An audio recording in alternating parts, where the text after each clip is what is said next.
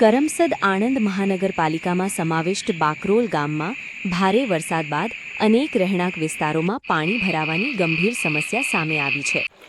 GSET college પાછળ આવેલી તીરથ bungalows 1, તીરથ bungalows 2 અને તીરથ બંગલોઝ 3 સોસાયટીમાં વરસાદી પાણી સીધા ઘરોમાં ઘૂસી જતા રહીશોને ભારે હાલાકીનો સામનો કરવો પડ્યો હતો. એટલું જ નહીં, શ્રી જલારામ લોહાણા કન્યા છાત્રાલય પાસે આવેલા કરમ બંગલોઝમાં પણ ઘરોમાં વરસાદી પાણી ફરી વટા લોકો મુશ્કેલીમાં મુકાઈ ગયા હતા. ઘરોમાં પાણી ઘૂસી જતા ઘરવખરી, ફર્નિચર, ઇલેક્ટ્રોનિક સાધનો સહિતની ચીજવસ્તુઓને નુકસાન પહોંચવાની ભીતિ વચ્ચે પરિવારોને આખી રાત જાગીને પાણી કાઢવાની ફરજ પડી હતી. નાના બાળકો, મહિલાઓ અને વૃદ્ધોને પણ ભારે મુશ્કેલીઓનો સામનો કરવો પડ્યો હોવાનું સ્થાનિક રહીશોએ જણાવ્યું હતું. ઘણા પરિવારો રાતભર ઉજાગરા કરવા મજબૂર બન્યા હતા. સોસાયટીના રહીશોએ આ સમગ્ર પરિસ્થિતિ માટે આત્મીય વિદ્યાધામ પાસે બનાવવામાં આવેલી સ્ટોર્મ વોટર ડ્રેનેજ લાઇનને જવાબદાર ઠેરવી છે.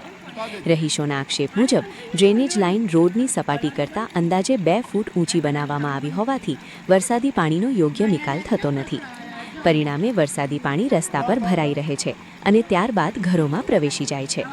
સ્થાનિકોએ જણાવ્યું હતું કે અગાઉ પણ અનેક વખત આ સમસ્યા અંગે સંબંધિત તંત્રનું ધ્યાન દોરવામાં આવ્યું હતું, છતાં આજ દિન સુધી કોઈ કાયમી ઉકેલ લાવવામાં આવ્યો નથી. દર વર્ષે વરસાદ પડતા જ પાણી ભરાવાની સમસ્યા યથાવત રહેતા લોકોમાં ભારે રોષ જોવા મળી રહ્યો છે. રહીશોએ કરમસદ આણંદ મહાનગરપાલિકાના જવાબદાર અધિકારીઓ તાત્કાલિક સ્થળનું નિરીક્ષણ કરી સ્ટોર્મ વોટર ડ્રેનેજની ખામીઓ દૂર કરે તેમજ વરસાદી પાણીના યોગ્ય નિકાલ માટે અસરકારક કામગીરી હાથ ધરે તેવી માંગ કરી છે. જો સમયસર યોગ્ય પગલાં નહીં ભરવામાં આવે તો આગામી દિવસોમાં વધુ વરસાદના કારણે પરિસ્થિતિ વધુ ગંભીર બનવાની અને જાનમાલને નુકસાન પહોંચવાની શક્યતા હોવાનું સ્થાનિકોએ જણાવ્યું છે.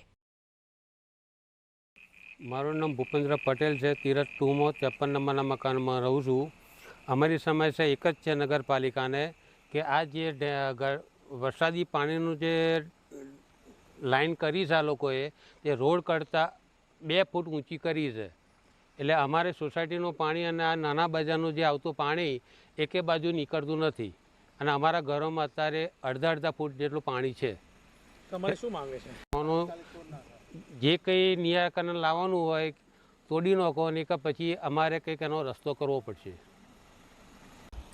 મારું નામ હાર્દિક છે, રણવીરસિંહ ચૌહાણ છે. હું તીરથ 1 જીસેટ કોલેજ પાછળ રહું છું, બાકરો ગેટ આગળ. અને મારા સોસાયટીમાં ઘૂંટણ ઉપર પાણી છે અને મારા ઘરમાં 1 ફૂટ જેટલું પાણી છે. શું સમસ્યા ક્યારથી ચાલુ થઈ તમારે? સમસ્યા પહેલાં હતી પણ અત્યારે આ થોડું પાણીના જે સ્ટ્રીમ વોટરનું જે કર્યું છે એના લીધે થોડીક વધી ગઈ છે. તમારે શું કહેવું છે મહાનગરપાલિકાને? એનું કંઈ જેટલું વહેલું બનેલું નિરાકરણ લાવો જેથી કરીને બધા રહીશો જે કંઈ અહીંયા આખી સોસાયટી અમારે 22 સોસાયટીનું આ પ્રોબ્લેમ છે. 22 સોસાયટી અને એના કરતાં વધારે કે વિદ્યાનગર આખો એરિયા છે આપણે, નાના બજાર, મોટા બજાર, કરમસદ એરિયા, ધોબીઘાટ, સાસવીનાથ, બધું જે પાણી આવે તો બધું કટ થઈ જાય ને તો અહીંયા એટલું તો પાણીનો ઘેરાવ ના રહે. પાણી ડિવાઈડ થઈ જાય તો આપણને બધાને શાંતિ રહે અને તો જાગવું પડે છે.